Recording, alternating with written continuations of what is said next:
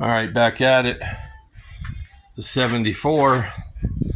Finally starting to tear into this. My boys helped me get this off earlier today. And I was thinking how that damage is. The tailgate was damaged like that. And this was kind of, you see how this like rusty and gnarly. I think they had a battery in here and it exploded or whatever, and it caused all that problem. This fuel tank is, well, it's leaking for one thing. Tough to deal with that, but it's about half full of 10-15-year-old gas. It's terrible. So I'll deal with that here in a second, but I wanted to show you all this rust. All this rust came from just taking out the fuel tank. And maybe like I cut this exhaust off because see that tube's all rotted out. And where was it? Up there. I don't know if you can see those holes up there, but I think that bracket there has got to be for the factory single exhaust. I cut the bolts on the other side. I just got to knock that off. Getting rid of all this emergency brake stuff. I'm going to put a disc brake kit on this. It's going to be, I'm not going to mess with this rusty. This doesn't even make sense, but you can see it's just been sitting. It's had brand new shocks on it one time, probably 10, 15 years ago, and never hit the road.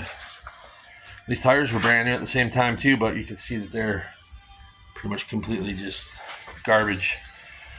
The frame's not terrible. I think I can clean it up, and not sure what I'm going to do as far as a coating yet. Maybe that POR 15 stuff. I don't know. See a lot of guys using it with some success. Probably tear into this 9-inch.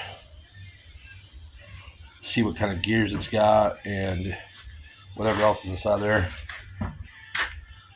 This is going to get a cab corner. I'm pretty sure there's Bondo in that. Oh, yeah, and you can see the original color of the truck, like this calf shit yellow and white. It's pretty solid. Usually in Michigan, all across here on these 73 to 79s, that's like one of the first things to go. This gasket leaks.